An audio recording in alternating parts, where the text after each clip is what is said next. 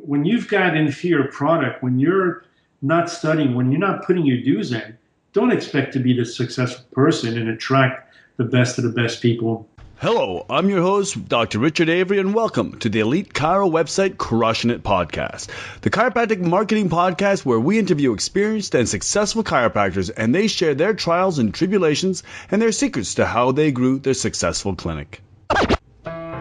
We all know how important it is to have massive community awareness to drive an abundant number of new patients to your clinic. We also know the vast majority of those seeking out a chiropractor surge online above anything else. And that's why Elite Chiro websites have crafted the most powerful chiropractic website templates to enhance your visitor's experience and visitor to new patient conversion. In addition, only Elite Chiro websites optimize our clients for an incredible, industry-leading 45 keywords on the page 1 of Google. And only Elite Chiro websites offer a keyword guarantee. In fact, we're so confident in our website and our results that we'll give you a 2-month free trial, no catches, no obligation, and no credit cards required. To get your free trial, simply visit elitechirowebsites.com or call 1-888-558-5054 today. Okay, docs, are you ready to crush it? Crushing it.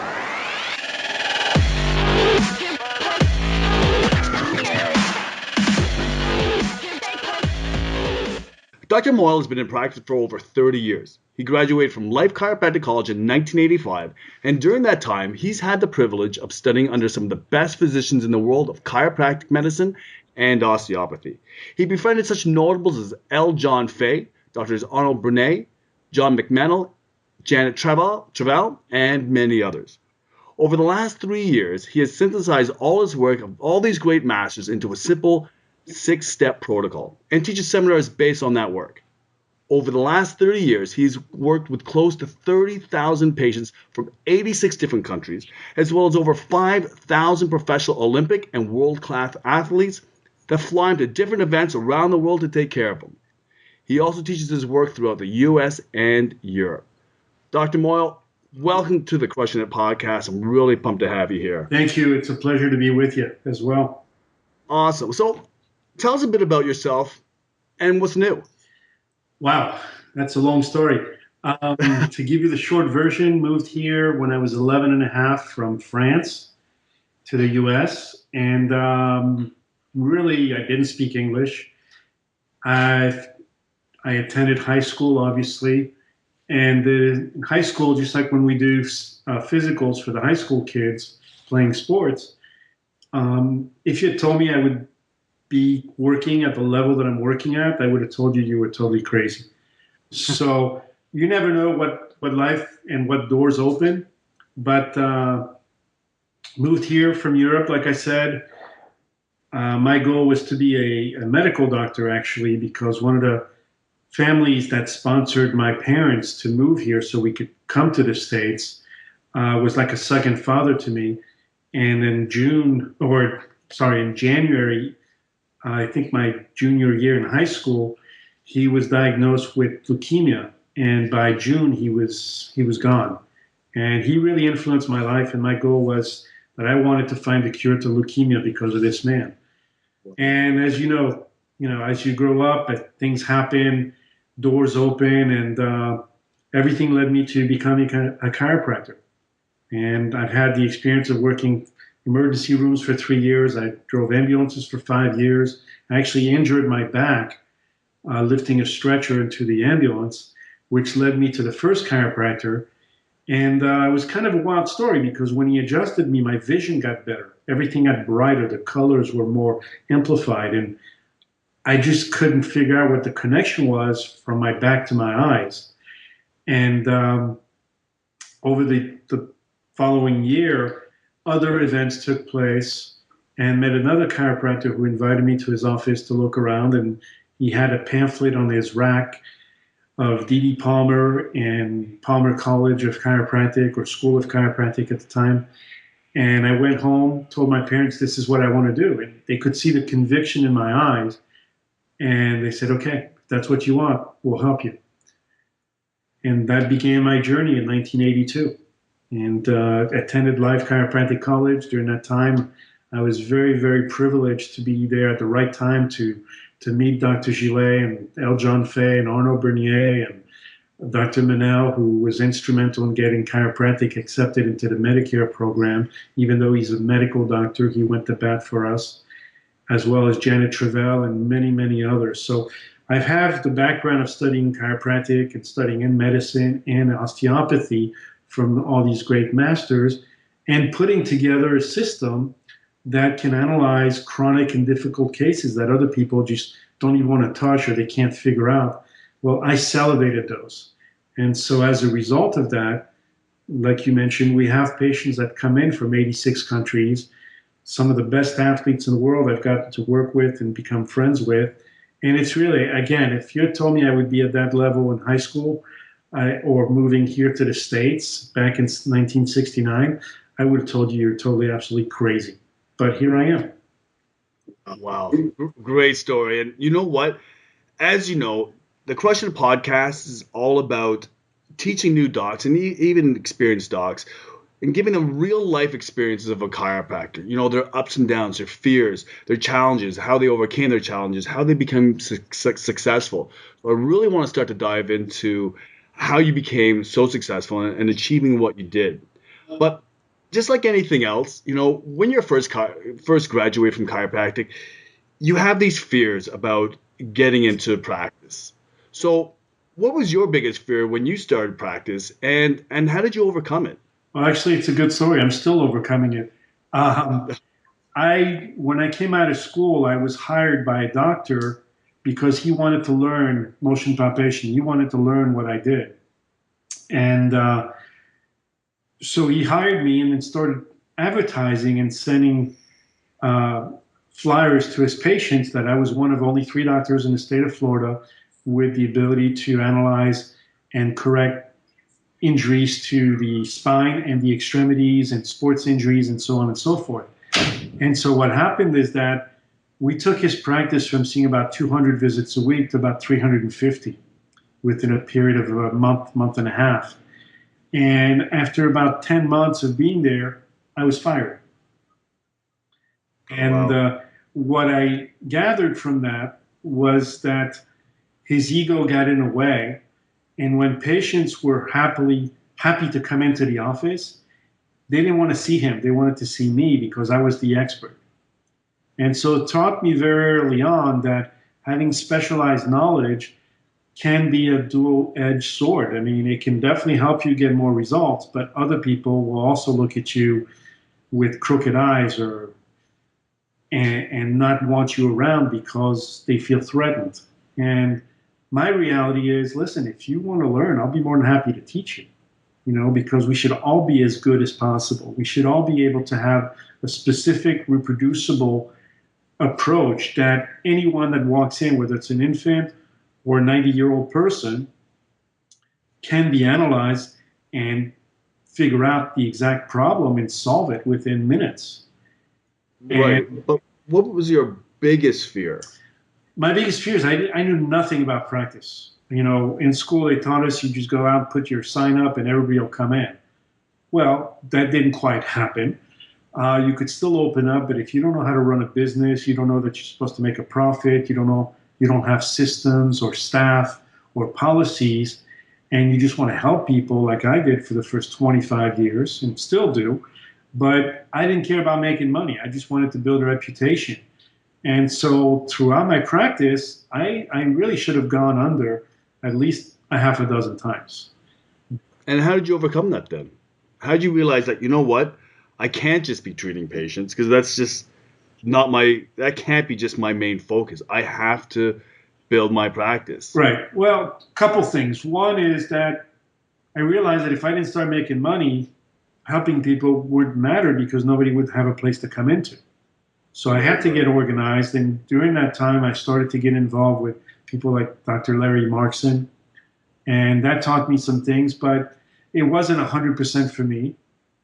And so I kept searching and kind of dilly-dallied in the puddle, if you care to say that. And I knew that there were certain things I wanted to do. There's certain things that I would never do. And so I searched for different people, and I knew the philosophy had to be there. I never gave up on that, even though a lot of times, in the profession, it's like, well, you're a straighter or a mixer. I said, no, I'm a blender.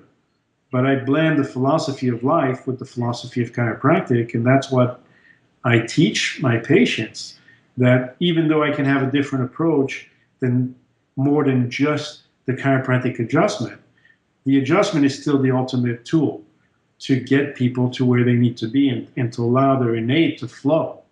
But at the same time, when you're dealing with sports injuries and dealing with other people with chronic problems, it's going to take a little more than that. So you have to have that specialized knowledge to know when your tools are going to work on these problems and when you have to reach into a deeper tool bag to be able to solve those problems. So that those people are not bouncing around from one doctor to another, or one office to another, and then end up with surgery or taking drugs because they just can't stand the pain anymore. All those things played into how do I build a practice? And even more recently, really getting together with Dr. Eric Breitenmoser and really teaching me that even though I knew it, but he brought it out of me that, look, you're probably one of the greatest masters of the times. You've got so much knowledge and your ability to synthesize and simplify things. You have to niche yourself out. You can't just be taking a patient that has all these problems and then with one visit or one adjustment, you take care of everything. If they were to go to the medical doctor and he's got a neck problem or a shoulder problem or a back problem or a knee problem, those are 4 different conditions. And you're trying to do everything in one visit. And that's just not a smart way to really build a practice or to give credit to chiropractic itself. Because trying to do everything at once is just not really going to cut it. It's not a good practice builder for one, but it's not great for the patient either because each one of those specific problems deserve its own attention and its own span of time. Sure. Absolutely. Obviously, you're a very successful chiropractor. I mean, you've traveled the world, you've treated so many patients, and you've built this massive clinic that people just dream of. But naturally, like I always say, just like in any other business, you always have your difficult periods, your low points, the problems that you just almost feel overwhelmed because of all the drama in your clinic or a major downturn. Can you tell us of a major downturn that you experienced in your clinic and how you overcame it? How did you build it back up again? Wow, I could tell you a few, but the biggest one the biggest one you've had. Going through custody for my son back in 1997. That was probably the toughest period of my life. His mom disappeared with him. I didn't see him for close to 6 months. Had to hire a private investigator. And during that time, I honestly couldn't give a crap about the office. All I wanted was my son. He came to work with me 6 days a week. I got him up in the mornings because she went to work and studied. So he was with me basically 6 days a week from morning till night and came to the office with me. So we were a good bond. We were a good pair. And the patients loved it. They got to see him grow up. And then in 97, I'm going to go visit my dad for Christmas, and I'm going to take Alec with me because he hasn't seen his grandfather in a while. And next thing I knew, she disappeared. Wow. So that was tough. I mean, it's a long time ago already, but it still has its charm. And during that time, the bills were not getting paid. I didn't even pay my malpractice insurance. And sure enough, it was the first year that Florida instituted a mandatory malpractice coverage that we all had to have it. And for those 3 months that I was really super struggling, I didn't pay it. And sure enough, I got audited and had to pay a huge fine. They understood, blah, blah, blah. We understand, but we're sorry. You didn't have it for those 3 months, and we have to charge you a fine. And I paid it. Since then, that's the first thing I pay every year. So how did you get over such a difficult? how did you get over that? I mean, I couldn't even imagine someone taking over my son. You know, what's funny, perseverance. But one day, I actually had a patient from Chile who loved coming in, and he didn't speak any English, but he was an attorney, and he had 8 kids, and I just broke down. I mean, uh, at the time, I had somebody that spoke Spanish, so she explained to him what had happened and that I couldn't afford to hire an attorney to get my son back. And he took out his credit card and said, just charge $5,000 and go hire the attorney. And that was a turning point. I mean, sorry, I'm losing it there. No, but, please. Yeah, that was a huge turning point. I couldn't believe that somebody would do that, but I guess he understood, being an attorney, having 8 kids, what it meant. And he knew that I was very passionate about my work, but, you know, something was missing. And obviously, you know, my son was missing out of my life. So that turned things around. And since then, it's really been, you know, what do I do to create a life for him, for me? And especially as he got into high school and graduating, it's like, oh, geez, you know, I really got to kick it up and get serious about running a business. I mean, I already know how to take care of patients, but I really need to learn how to run a business because he's got to go to college and he wants to follow my footsteps. And chiropractic school is not, you know, $900 a quarter anymore. So in the last 5-6 years, I really turned up the heat on myself and realized that even though I created systems for my program and knowing exactly what to look for and how to be a detective in deciphering chronic problems, I didn't have systems for my office. So the best advice to any doctor, whether you're in practice or you're struggling or you're brand new to practice, is develop systems. Have faith in yourself and understand that, yes, when you're first starting out, you're pretty much going to accept every case, but eventually the ones that are not for you, the ones that are a real pain, that just take and suck your energy out, you need to get rid of those people because it doesn't allow you to practice with passion. It doesn't allow you to walk into the office. Even if you have employees that you just don't even want to talk to them or see them, you need to get rid of those people because they will suck the life out of you.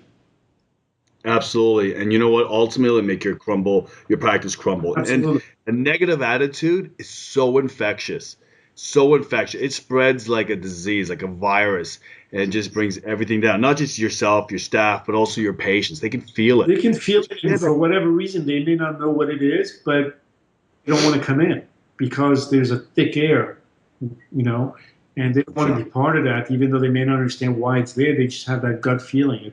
I kind of explain it to patients. It's like, do you ever go to a store and there's a salesperson helping somebody and they're getting along, and all of a sudden they come up to you and you're just like, nah, I don't need any help, thanks. But somebody else might walk up to you and you want help from them. It's just, it's an energy. And Absolutely. If the energy is bad, you don't want anything to do with it. Yeah. And, you know, I often warn chiropractors that I teach or coach, I'll say, that, you know, it's great to have your spouse in your practice. And I had my spouse in my practice, and we get along so well. But I guess the danger is if your spouse is, say, for example, you're a front end staff, you're a receptionist, and you're the doctor, and you just had an argument that day, or you guys just always butt heads, and you try to mask it in your clinic, you can't mask it. You can't fool anybody. Absolutely not. You know, you got to be really careful about that negativity that enters your office. You know, you may love your spouse and you get along really well, but if you have that argument, and you just got to be careful about having your spouse in your office. Now, we were different. My wife and I got along famously. In fact, sad to say, but my patients used to come mostly to see her as opposed to seeing me. And then when she left the office, we had quadruplets, so that she had to take care of my our quadruplets. Some of the patients left with her. They never came back because they were more interested because she was so awesome, right? Right. But yeah, you gotta be careful of that negativity. Right? Absolutely. So, you know, again, building a successful clinic, you know, especially when there's chiropractors all over the place, you know, and potential patients have a plethora of possibilities and options to see chiropractors, but they chose to see you.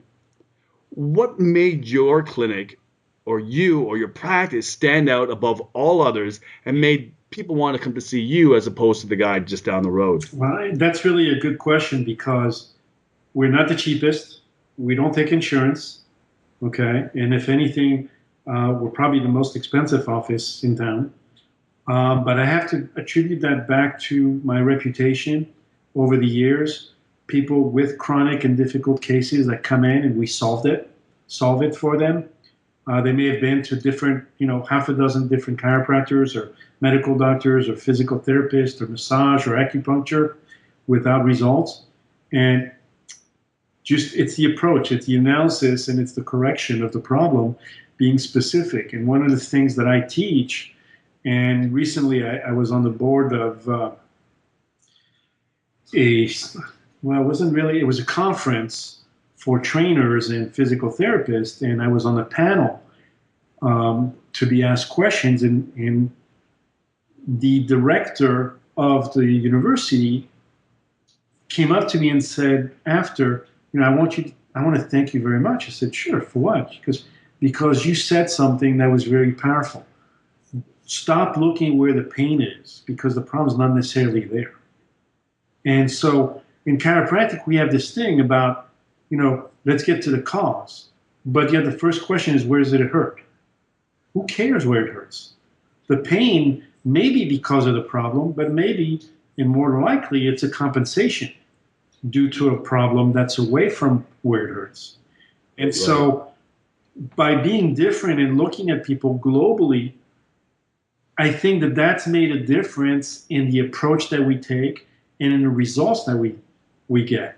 Because if someone comes in to me and says, look, I've had this shoulder problem or this back problem, I've been to 5 different chiropractors, MDs, neurologists, orthopedists, blah, blah, blah. Well, my first thing is I'm not going to do the same thing they did because it didn't work. So you have to have a different level of understanding and analysis, and at the same time, be able to have different levels within those levels so that you continually keep searching, like, what is causing this? Why is the body doing what it's doing? Because if we truly espouse the chiropractic philosophy, which is to adapt, then we have to change the question from subluxation is bad for you to why is the body creating a subluxation? What is it trying to protect?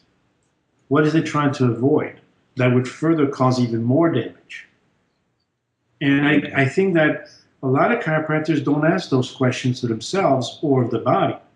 And when you start asking those questions, you get different answers by understanding that, hey, the subluxation is there to protect you. But what is it protecting you from and why? Right. And if we start to understand that, we go to another level. And instead of attacking the body, we'll work with it. And then it becomes that doing less is actually more beneficial than trying to pound the entire spine and every extremity. A lot of times when I go to seminars or conventions, people kind of know that I do the extremities. So they start showing off by adjusting every single joint. It's like, who are you trying to impress? All you're doing is creating hypermobility, which is going to trigger even more reflexes, and then the body is going to shut down. You're just creating too much overstimulation. Right. Whereas by being very specific, and that's why I love Dr. Gillet's work, is find the primary of the primary. And if you have to keep readjusting the same segments, you're not at the right place. Exactly. And it sounds like that you've positioned yourself or branded yourself as someone that deals with chronic and severe pain, like almost a specialist of chronic and severe pain. People that have tried other protocols or practitioners or disciplines and they've failed, and so they come to see you. Would that be an accurate description? Yeah, I think so. I really thrive on that. And the more simple cases, typical chiropractic cases that come in, I hate to say it, that they become very boring to me. I want people that have gone everywhere, that just can't find solutions, and those are the cases that I can really sink my teeth into. And usually within a couple minutes, I figure them out. Right. So, It's funny. I just wrote a blog article on how to make yourself more unique. And, I always say that the riches are in the niches. And, if someone anybody that wants to read my blog article, you can go to elitechirowebsites.com/blog. And, when I was in practice, I specialized in chronic and severe pain as well, strictly neck and back pain. Anybody that had any other issues that came into my clinic that didn't have those problems, I generally referred out to the local chiropractors. Now, having said that, what I did in order to really filter out patients that really weren't my ideal patients, I filtered them through my website. Then they called me. So I had this filtering system that I used. But if you can set yourself apart from all others, docs that are listening, if you can set yourself up, create a niche, specialize in something, then you set yourself apart from all others. So if, say, for example, you deal with chronic and severe back pain, well, someone who has back pain, they're not necessarily going to go to some chiropractor that is like a general practitioner. When they hear that a chiropractor specializes in chronic severe back pain, who do you think they're going to go to? They're going to go to the doctor that specializes, because they know that they have a higher probability of that problem being taken care of as opposed to a general practitioner. Absolutely. I mean, if you look at patients when they ask their friends for a medical doctor, they're not asking for some Joe Schmo. They want the best. Who's the best guy for this problem? And exactly. One of the things, and I just saw a video on Facebook a day or two ago with Arnaud Bernier, who really said that, we're the day and time and age that we need to be professional. As chiropractors, we need to be professional. We need to train like professionals, and that you should always constantly improve your skills. And I totally agree with that, because if you're just a generic chiro or PT or whatever that just does enough to get by, you're going to get found out eventually. And exactly. Less and less people are going to say, well, yeah, really nice on the surface, but I didn't really get any results. Whereas when you specialize and you keep learning and keep improving, and you go after certain niches and become the best at those, then you keep adding new tools, whether it's equipment, whether it's techniques, whatever it is, that's going to get better results. Exactly. In my belief, and not to knock those that are general chiropractic practitioners, that's perfectly fine. Obviously, we need them, and they have successful practices as well. But if you specialize in something, again, you focus on a niche, then you don't necessarily get lost in the shuffle. You don't get buried with all the other chiropractors. You'll stand out, and people will take notice. It's a lot easier to brand. It's a lot easier to build awareness, referrals, and to close consults or RWEPs that come into your office. Absolutely, and people are willing to pay more for a specialist or for somebody that really knows how to handle those cases. Exactly. And a second ago, you mentioned that they may have successful practices.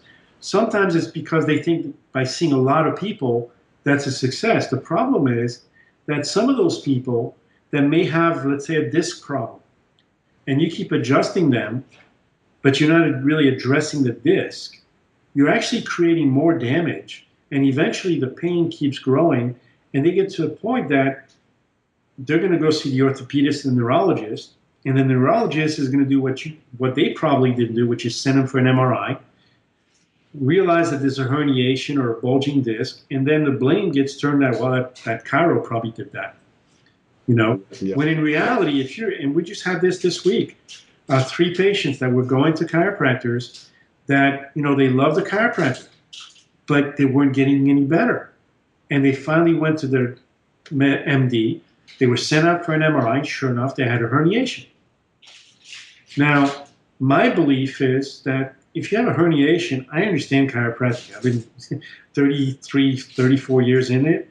I understand it. I understand the philosophy. But I also understand that if you have a flat tire in your car and you don't change it, you're going to ruin the wheel and you're going to ruin the rest of the suspension in the car. So you have to have the right tools. You have to identify the right things. And just as much as chiropractic adjustments are great for things, we also have to be professional and knowing when not to apply that adjustment, because it might create more damage. Exactly. And, it's not about ego. It's about the patient. It's about sending them or doing the right thing for them. And I just had a physical therapist that came into the office this afternoon or this morning who actually takes care of Dwayne Wade and a couple other Miami Heat players. And the funny thing was that guy that takes care of them comes to me to take care of him so that he can be better for them. But the discussion that we had is like, I'm really trying to get these guys, but they're so stubborn. They have X amount of people that they're used to working with, and they just don't want to open their mind to anything else. And I know that, he respects me because he sends me a lot of other people, but those players are tough. But at the same time is knowing what you're able and what you're good at, and knowing when you need to get somebody else. And I throughout the years, I got to meet Zig Ziglar and quite a few other people. And Tony Robbins is an old patient of mine. And I can't remember exactly who the person was that said, listen, I don't need to know everything. I just need to know who I can call or which book I can pick up to get the information I need. And so you take the ego out of it and you say, okay, what can I do for patients? What's the best course for them? Because God forbid, if it was me, what would I want? And a lot of times, chiropractors, guess what? They go to the medical doctor. They go to somebody like me. And there's not just me around the country, but they go find somebody that's better than they are or that understands the problem better than they do so that they can get their solution. So right. we have to be able to say, take the ego out and say, okay, if it was me, who would I want to go to? Who's the guy? Who's that person or the gal that's going to be the best person for me for this condition? Exactly. Let me ask you this. Going back to when you first started practice, again, when you start practice, you open the doors to no one, right? You might have a very quiet clinic, or perhaps in your case you didn't. Perhaps you did some marketing prior to opening up your clinic, so you had already a decent patient base. But when you first started practice, did you have a marketing plan that you were going to use it to spread the word, to build brand awareness about your clinic? And if so, what did that look like? Did you have it plotted out on a calendar or the various events that you're going to do from day to day or week to week? Okay, you want me to be honest or lie? I want you to be as honest as possible. I had none of those things. I had no clue what I was doing. I just knew that I was good at what I did and that hopefully other people would tell other people. And I think throughout the years, that's what's probably saved my rear end, is having a good reputation and being able to deliver when I say I can help you, that I actually do help them. So how did you ultimately spread the word about your practice? I mean, can you give us two kind of power-hitting marketing plans or events or campaigns that you did to build up your patient base? Well, one, like I just said, was being darn good at what you do and being able to prove to people that you can deliver on what you say. And I'll give you two examples. One is I went to the local college. And that was 30 years ago, and they didn't want to have anything to do with chiropractic. Oh, no, we only work with MDs and trainers and blah, blah, blah. I said, well, let me ask you a question. Good old Tony Robbins there. Let me ask you a question. Well, I was thinking up the question. Are there any athletes that no matter what you've done, they're just not getting any better? And well, actually, we have 3 guys like that. I said, okay, how about you give me half an hour, let me work on those. If I can't make any changes whatsoever, then I'll leave, we'll part as friends, and that's it. Okay, so sure enough, I go in the room, I do my thing, each one gets about 5 to 10 minutes. All 3 of them come out of the room like, I don't know what this guy did, but I feel great. Wow. And so that opened up the doors into the collegiate sports and things like that. And they referred a lot of patients to you? And they referred patients to me. I mean, it got me into doors of other universities and things like that and started sending those people.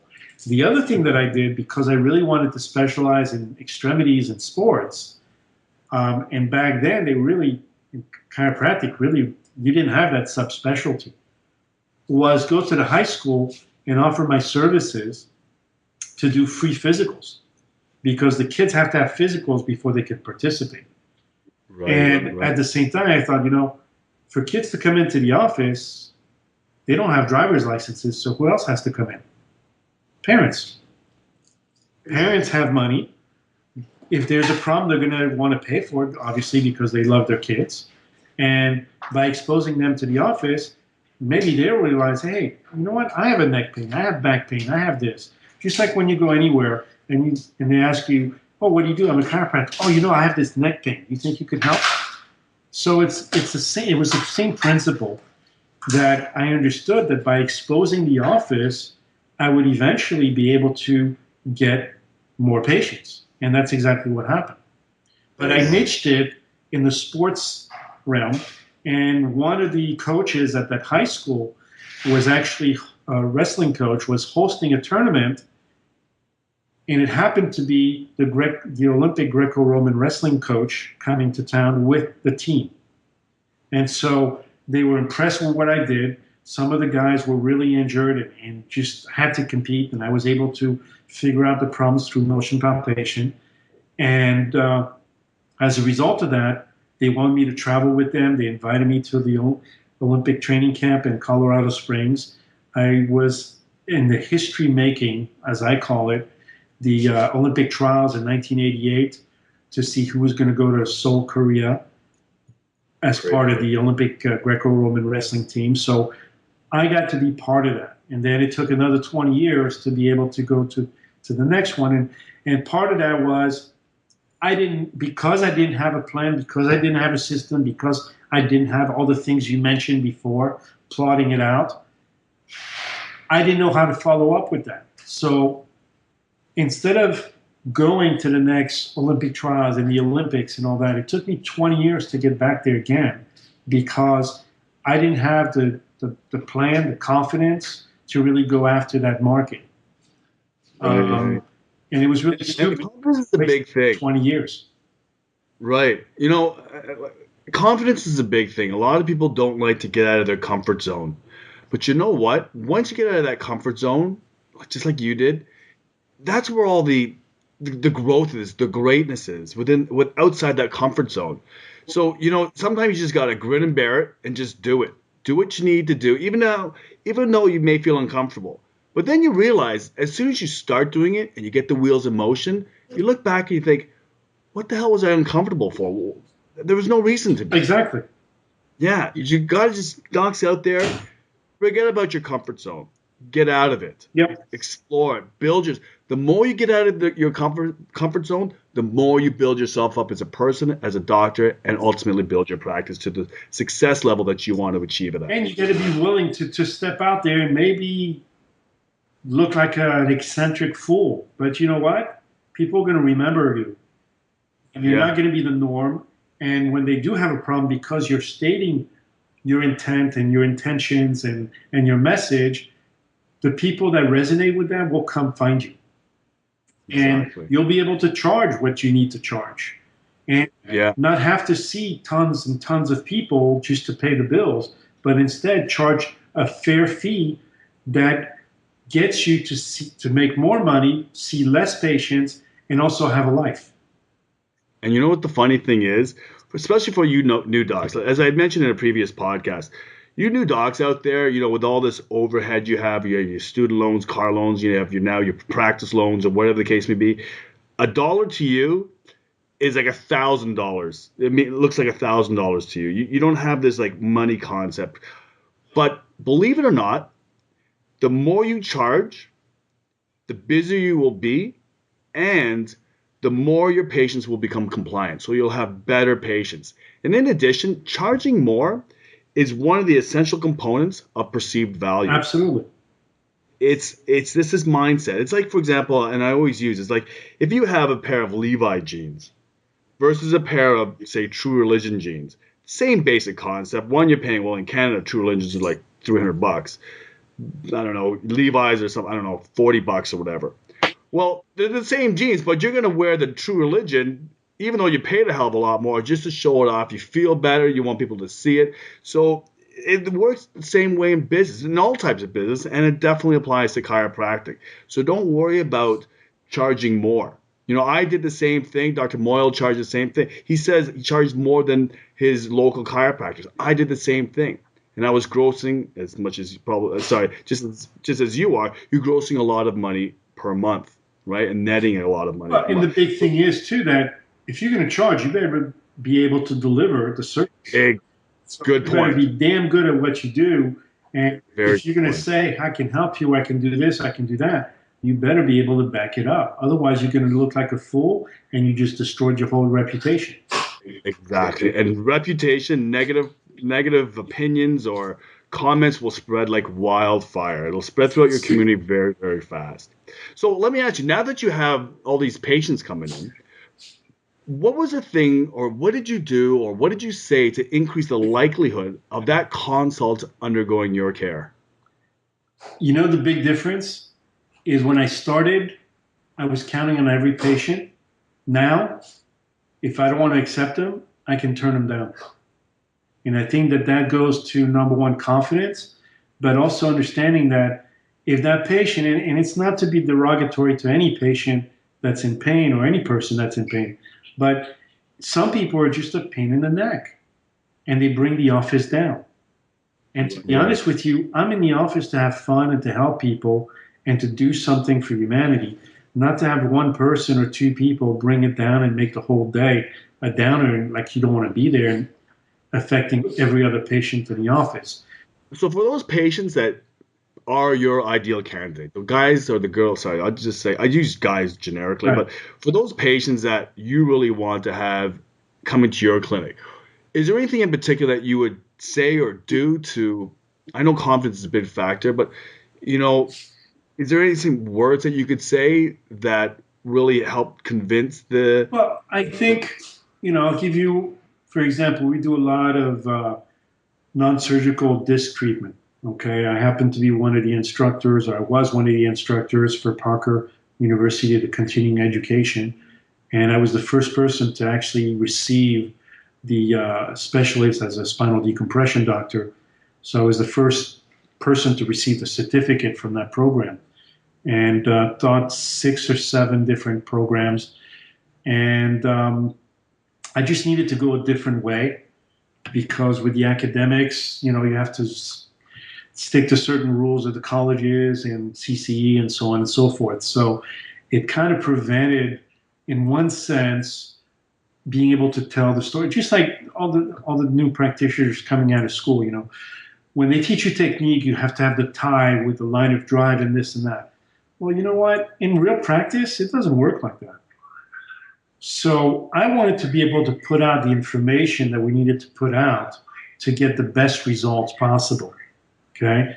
Um, for example, when we deal with disc cases, a lot of patients ask, well, how do I know if I'm getting better? Do I need to go back and spend money on another MRI and to see if there's any results and such?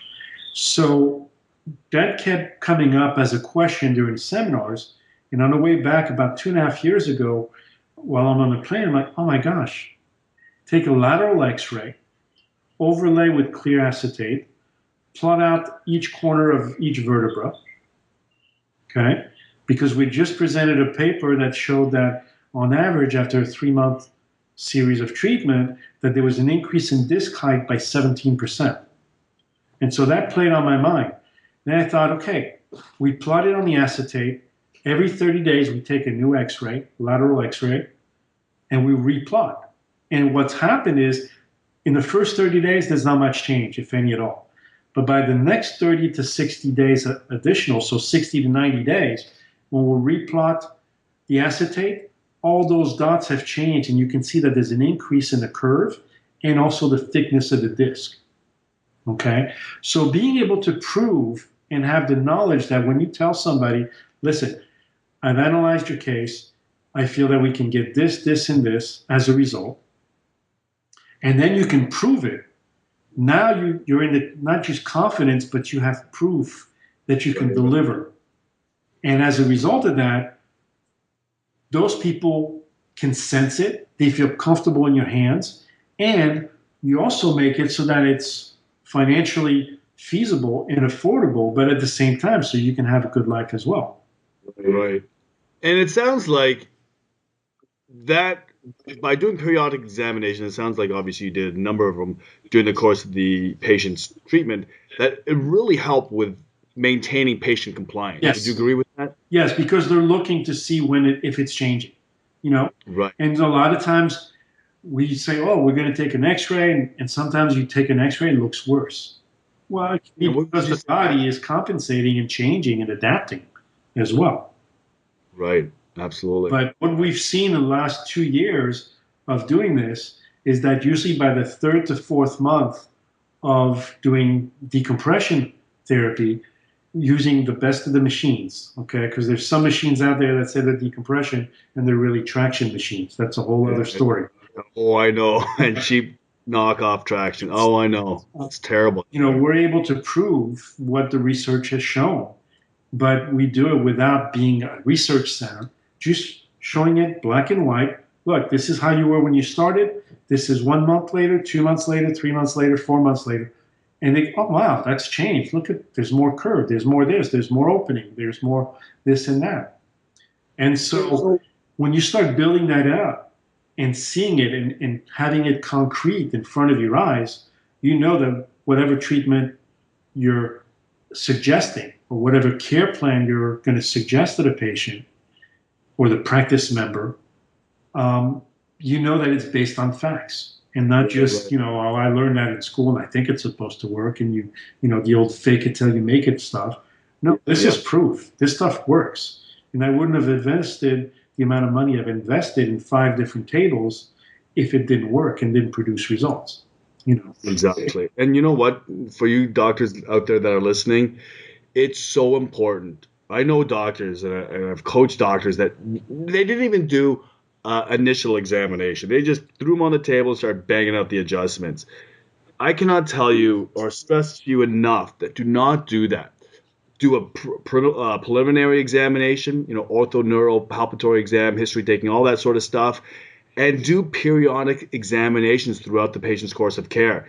They need to see progress. You need to see progress. And when they start to see progress, they are going to be more compliant to your care. When they're more compliant, it's less of a headache. And at the same time, obviously, you want to make sure and ensure that you're providing the patient with the best care available. And if you have to modify your treatment protocol, during these examinations, you're going to know, okay, well, say, for example, decompression. Okay, you know what? I may have to change the angle by a couple degrees to hit that disc more precisely, or whatever the case may be. You need to do these examinations for yourself as a good clinician and for your patient's benefit. Yeah, and the other thing, in success, I had some of the major doctors to study from. And I'm the kind of guy that I stayed after the seminar. I didn't ask him about the stuff, but I started asking him questions like, how did you come up with this? Why did you come up with that? I wanted to understand their philosophy and their mindset. Because now that they've unfortunately have passed, I can step back in their shoes and think and put on their thinking cap like they would have thought and come up with answers. Versus just learning a technique and duplicating the technique without really understanding why it's done. You just, well, that's what I was taught, that's what I do.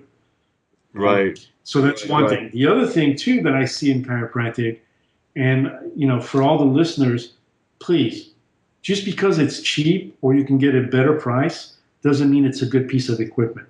If you want results you can count on and depend on, get the best equipment you can get. Okay? Exactly. Forget whether insurance pays for it or not. Who cares? I'm so sick of going to seminars and you have these amazing pieces of equipment. The doctor stopped by and said, this is amazing. Does insurance cover it? No. Oh, then I'm not buying it. What kind of crap is that? If you think the machine is good or the technique is good or whatever is good, put it into your office. That's what's going to separate you from the rest of the people down the street that are trying to be as cheap as possible and offer the cheapest service. I have paid, well, I can go down the street, it's only $50. Well, guess what? Go down the street, get it for $50. You get what you pay for. Exactly. And you know what? To add on to that, especially in your case, because you're dealing with, spinal decompression, you're dealing with severe and chronic conditions of neck and back pain, disc herniations, degeneration, DDD, and all that sort of stuff.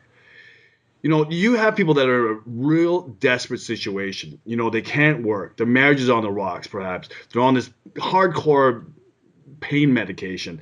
They're in desperate situation. You don't want to offer these patients an inferior product. You want to know that what you have to offer is the best of the best and that they have the highest probability of getting better. If you know that, A, you'll get people better. First and foremost, you have a higher probability of getting better. The second thing is, that if you're confident in your product that you have or the service that you have, it's going to be an easier sell. You're going to be more confident, you're going to close more patients, and you're going to get more patients better. And that will just explode your clinic. You have something cheap, in your heart of hearts that, what, I'm offering an inferior product. Well, this guy might not get better. It's actually traction. It's not really decompression. But they don't know that, but you're selling it as decompression. Your reputation, people will be able to see that you're not telling the truth, and even if they bypass that and say, okay, this guy knows what he's talking about, I can get better. You know what? The results are not going to be there. So invest in the best of the best. Make that investment. Throw that money down. You know what? I always tell people this day after day. You're an entrepreneur, a chiropreneur, let's say. We'll term it chiropreneur. You have to think of it as yourself as a business, not some cheesy guy, some street corner chiro that just offers inferior stuff. Offer the best, and you will be the best in your community, for sure. And you can command the price that you deserve. Exactly. And the other thing, besides having the best equipment, is also having somebody that's better than you that you can rely on, that you can call and say, listen, I want to pick your brain. And that's so important. I mean, I have several people like that I think, even though they think I'm amazing, I think they're better at what they do because they've done it longer or they have more experience at it. And I'm still learning from them. I mean, I was just in Dallas last weekend, and one of my teachers, Dr. Rick Bush, was there, and I got to pick his brain the whole weekend. I mean, that was the main reason why I actually flew to Dallas, because there were two other companies that I've been working with and helping out. One of them is a brand new chiropractic table that the design is, I think, phenomenal. Makes it so much easier to adjust and move the spine. And she needed somebody to be able to use the table and adjust, and I flew out for that. And then there was another company that I'm working with. But really what pushed it over for me to spend the money to go there, because I wasn't getting paid by either one, was because Dr. Bush was going to be there. And I got to pick his brain, and we got to go out to dinner and talk and adjust each other and just, shoot the breeze. And so having people that you can count on and that's going to be there for you, that are looking out for you to be the best because they want you to thrive, is super important. Oh, absolutely. When you've got inferior product, when you're not studying, when you're not putting your dues in, don't expect to be the successful person and attract the best of the best people in the world. I mean, we have celebrities, we have athletes, we have people coming in from all over the world. Why? Because I reinvest everything back into the office. Now, is that the smartest thing to do? Probably not. But you know what? It makes me feel good. And because of that, it exudes out of me. And when people come into the office, they know that I'm serious about what I do. I'm not there to just take their money. Matter of fact, I turned down a couple of people today. I said, listen, I don't think that just making this adjustment or this is going to be the best solution for you right now. You've got some disc problems. And it would be like telling you that, or you tell me, well, I have to drive to Fort Lauderdale from Miami, and I know I have a flat tire, but I'll just keep stopping to fill up the tire. Well, wouldn't it be smarter to just change the tire or get the real problem handled the right way? Exactly. So, exactly. In chiropractic, there's this thing that we're a bunch of cheapskates and buy the least expensive products and expect to do miracles with them. And it just doesn't work that way. There's a difference if you were dating somebody, whether gal or whichever way, and you pull up in a Mercedes or a BMW or a Bentley versus, a little Kia. And not to say that Kia is not a great car, because I just bought one for my son, and it is a great car. But there's a difference in the perception. There's a difference in the ride. There's a difference in the leather. There's a difference in the steering wheel, the tires, the size of the tires, everything. And Yep. whether people understand this or not, the perception of what your office looks like, how it functions, your staff, everything else, has a huge influence as whether or not you'll close the case or people will accept care in your office.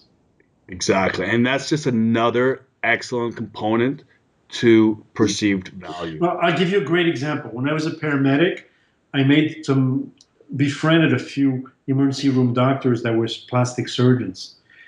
And one day there was this young kid that cut his hand up and it stitched it. And the doctor comes out and says, it's really funny how people's perceptions are. I said, what do you mean? He says, you could be the best surgeon, but if you bandage up that hand or that whatever you just stitched up and it just looks like a generic bandage, even though you could be the best surgeon, they'll think that you're not worthy.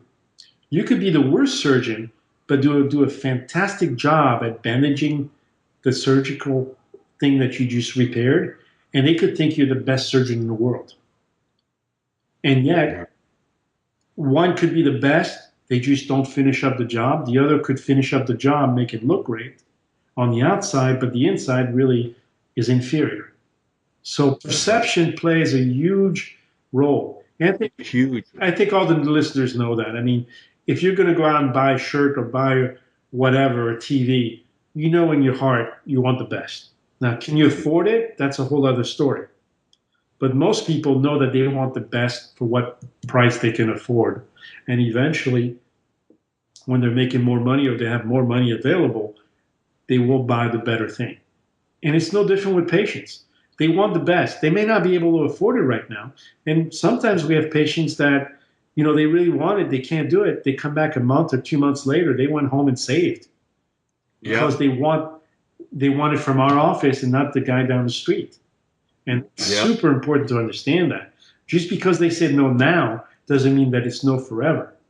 If they understand the true value and that you've got the best service available, they will go home, maybe get even a loan or do something, but they will come back. And I've experienced that 100 times when I had my practices. That you're bang on. You're bang on. So now you've got the patient better. They love your care. They feel great, and they're ready to take on the world. And they want to discontinue care and just carry on with their life. How do you convert your patients that you just treated that got better into maintenance care patients? What is it you say? What is it you do? Well, that's actually kind of easy. They've already experienced a difference. And I tell them, it's just like when you move into a house, initially there's a lot of work. Just like with your care, we did a lot of work.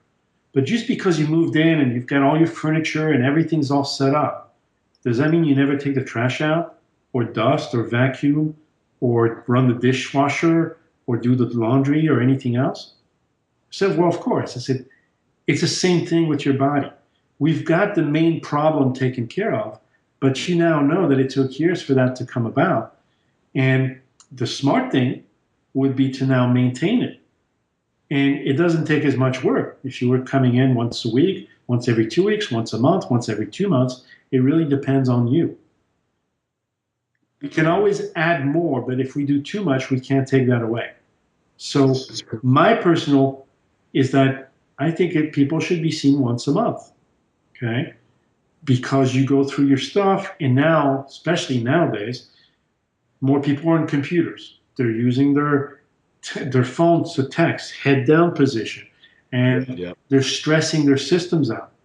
More radiation because of the screens and the TVs and all these other things. So if we know those are components of life, those are also components that we can do something about. And the something about it is just like, you're better off if you eat a cleaner diet.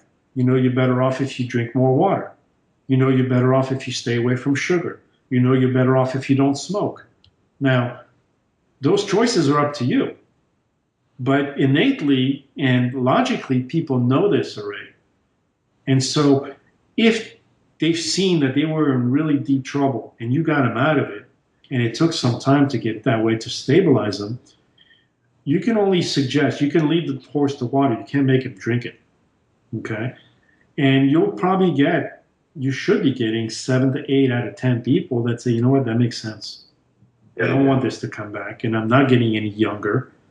Okay. And that's a hint right there, playing on the fact that, look, we're not getting younger. And if you don't want to be like the old people that, when they walk, they shuffle, when they turn, the whole body turns because their spine has lost motion, that's what we're all about, doing the opposite. We're about restoring motion. We're about keeping you supple and flexible so that as you age, which none of us can get away from, you can age more gracefully and more functionally. Right. And that you just made something really important, said something really important.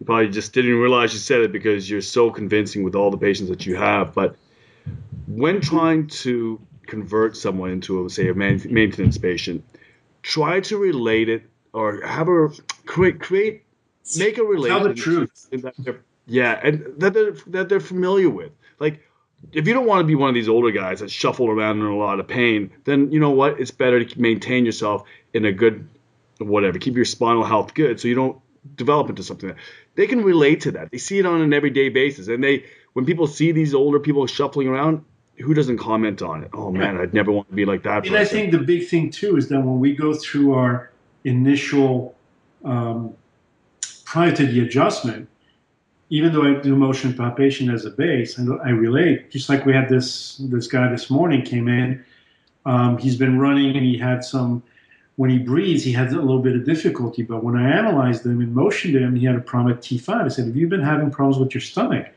says, yeah, how'd you know? And I went right over to the neuropatholator and pushed a button, and sure enough, it lit up the stomach. I said, to me, the spine is not a spine, but it's a fuse box. And each level is different. It's a different fuse that goes to a different part of the body. And when that fuse is overloaded, it blows out or it reduces in function. And wherever it goes to, that organ, those tissues, those cells don't perform as well. And really, my reality is that an adjustment is going to reset that fuse and get it back to being online so that those cells, those tissues, those muscles, those organs can work the best that they can work. And that's what really my office is about, is improving function and performance of the body. It's not there to get rid of pain or to make things, I'm going to cure you. No, I don't. Maybe that person needs to go through a health crisis, an episode, in order to get over it and get better or get stronger. But my real function is just to turn the power on and restore functionability and performance to their body. And however their body takes that's up to their body. I can help somebody walk through the door, but what happens after they walk through the door, that's their choice. Or if they even walk through the door at all. True enough. So let me ask you these last two questions. If you could start all over again, start your practice right from scratch, what would you have done differently to make your clinic more of a success? Wow. I would have totally specialized in one or two things instead of trying to be a master of everything to everybody. Okay. And yet, at the same time, with the knowledge I have based on motion, and as we've been discussing, I can pretty much figure out any kind of case that comes in, whether it's a foot pain or knee pain or shoulder or hip or spine or neck or low back or disc or whatever, because I've studied to be the best at all of those things at my craft. But if I wanted to be super successful and start all over again, I would differentiate myself from everybody else, pick one thing, make that my niche, advertise the hell out of it, go out to everybody and anybody that I could talk to and really say, look, this is what I do. If you know anybody with this problem, this is what I do. And then as you master that, then you can add other niches to it. But really having the confidence and finding the best people that are better at you right now to go study from and to learn it from, so that eventually one day the student becomes the teacher and you're better than them. And that's not from an ego point of view, but better than them because you've studied their 30 years and you've had maybe another 20 or 30 years to add to it. So the things they never got a chance to finish and to do, you got a chance to expand and prolong that work. And hopefully, as a result, you've made some new discoveries out of it, which is, I think, what's happened to me in motion palpation and with chronic cases that, these amazing instructors that I had passed on to me. I hope I've done them well and done them good by improving and increasing the knowledge base and being able to share with more people. Yeah, for sure. Well, I'll tell you, this next question is probably going to be a bit difficult for you because you've given us so many clinic success bombs and such great advice. But what parting piece of advice can you give to new students that are about to graduate and start their chiropractic career? Again, I know you've given us a ton of stuff, but is there anything else that you'd like to add? Yeah, it's really actually very simple. If you think you know it all, you're a fool. You don't know anything. Because the more you learn, the more you'll realize that you know almost nothing. Excellent. It's really important to understand and be good and be confident, but there's a difference between being confident and cocky. And also being that you're so narrow-minded, almost like the horse with the blinders on, that you think that just because that's what you were taught, that's the way it is.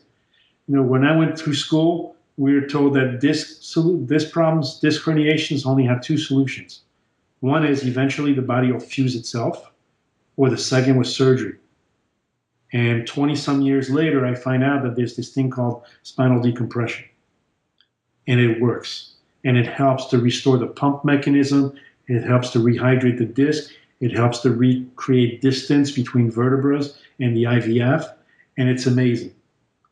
True. There are many people that stick to one technique or two things, and that's what they were taught, and that's all they know how to do. And I think that's a mistake. I think that you have to expand your knowledge. You have to pick your battles. You have to pick what direction you want to go in. And once you understand that direction, then bring in all the arsenal, all the tools, all the toys that are going to make you that much better at doing those things. Whether it's equipment, whether it's strictly adjusting hands only, whatever your path is, be the best that you can be at it. And if you're not sure and you're not good, find somebody that's better than you or that has something to offer and learn from that person. And eventually, maybe, especially, I've been doing this 30 years, okay? I'm realizing more and more each day that I can't take this with me. And it was given to me because I studied and I pursued and I traveled around the country and around the world to learn from these people. But I realized that it's also my gift to give back to people and to teach them to make them better. Because as doctors, as human beings, we should pursue to become the best that we can be, not just for us, but to help people. Because eventually, it's not about money. You can't take the money with you. But what's going to be your legacy? What are you going to leave behind? Oh, this guy was great. He made so much money every year, and then he died. What did he freaking do? Yeah. I would rather be known as the guy that, he made, he had a good life. He got to travel. He got to meet people. He did things he never thought could have ever imagined doing. But at the same time, he created a system to make chiropractic and chiropractors better than they were, better than they thought they could be, with a predictable system that's reproducible. And I can walk into any facility, any sports team, any athlete, and I'll put up my knowledge against anybody else on that training staff. And I know that I'll come out on top. Not because I'm trying to brag and arrogant, but because I know that I have the experience that has taken me from the sidelines or ambulances or emergency rooms, and I have that background to know what to do in each situation. And at the same time, I've proven it on the professional level, on the world-class level, on the Olympic level.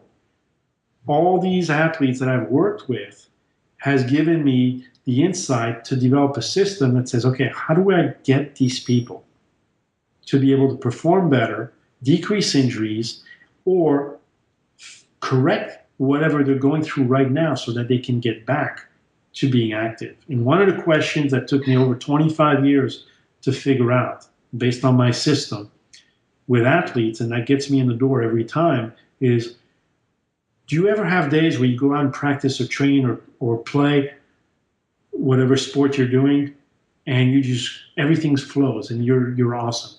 The next day, without changing a thing, you went to sleep, you ate, you did everything normal.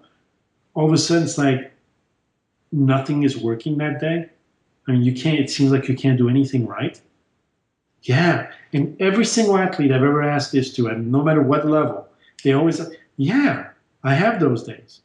And my parting question to them, or my parting comment to them is, what if I could tell you that I had the answer and I could solve it in less than 2 minutes? Would that interest you? And there hasn't been a single one that said no. Nice. And so 30 years or 34 years of learning and teaching and practice has led me to that one question, and developing a seminar that's based around answering that one question and getting chronic cases and difficult cases to be able to respond because of that one question, and having the knowledge and the power and the confidence that I know that when I tell you that I teach seminars and by the end of that day, you're going to walk out a completely different person, that's exactly what happens. Beautiful. So let me ask you, for those docs that want to learn more about your program, what's the best way to contact you? They can call me at the office or send me an email. And right now I'm reformatting the whole seminar. Okay. I was teaching seminars when I was in school all the way through. When my son was born, I told myself I would wait till he was 10 years old. Well, I waited a little longer. He's going to be 21 at the end of the month. And so I'm relaunching again.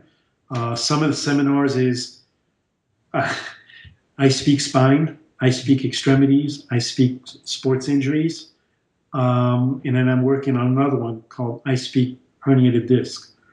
So it's really getting people from A to Z how to understand it, how to process patients, how to understand that even if somebody's coming in for neck pain, understanding and triaging whether it is just neck and a joint dysfunction versus could it be a disc problem. And I will tell you that 7 to 8 out of 10 people that walk in the office with neck or back pain are usually disc cases. And a lot of chiropractors are missing those. A lot of practitioners are missing those. Even the MDs, not just the chiros. Okay?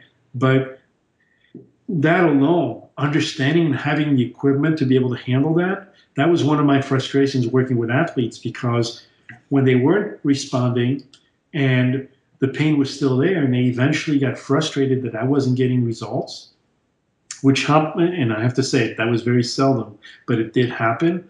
And they ended up at the orthopedist and neurologist, and the neurologist ordered the MRI. Sure enough, it was a herniation. And so the next step was that they were getting surgery. Okay. And that frustrated me because I knew there had to be a better way. And about 10 years ago, all of a sudden, within a 6-month period, I was exposed to spinal decompression, one time after another. And after about 8 to 10 times, I'm like, all right, somebody's trying to send me a message here. Maybe I need to learn more about this.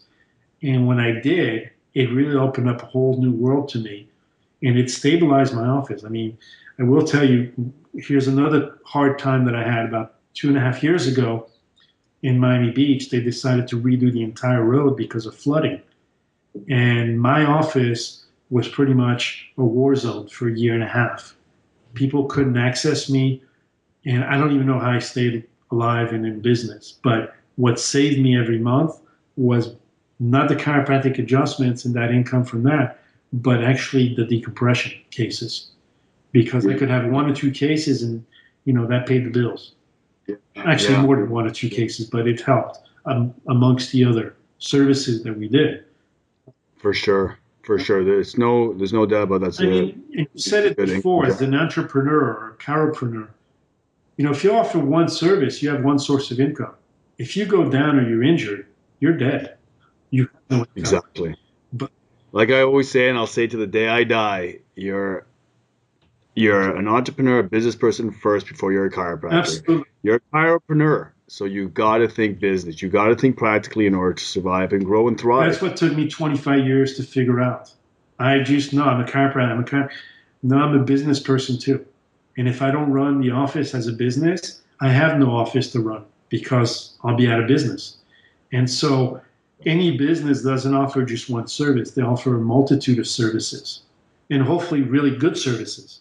So that if one doesn't, if one service is not busy that month, maybe the other ones pick up for it.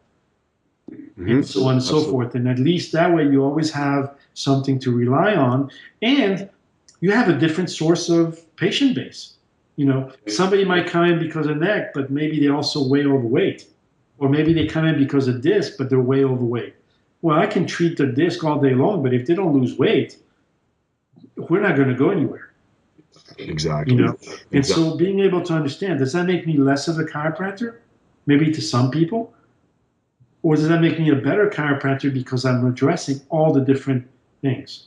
And, I understand philosophically, well, you should do only this and then refer to that one. Well, but what if you refer to that one and they offer an inferior service? Or they badmouth you? Or who knows what else? Whereas most patients, you know what? They really want one place that they can get everything in. They don't want to go to 4 or 5 different places and waste their day driving from one place to the other to the other. So if you have it all available in one place, and that doesn't mean that as a chiropractor, and because it's my office, that I'm the one that's doing all those services. I can still stick to chiropractic or disc cases, but have other people that offer the weight loss or the neuropathy or the shoulder program or the knee program or the plantar fasciitis programs. I can have other doctors or other therapists, and I just supervise everything. There it is. Exactly. Well, Dr. Moyle, thank you so much for spending all this time with us on the Crushing It podcast.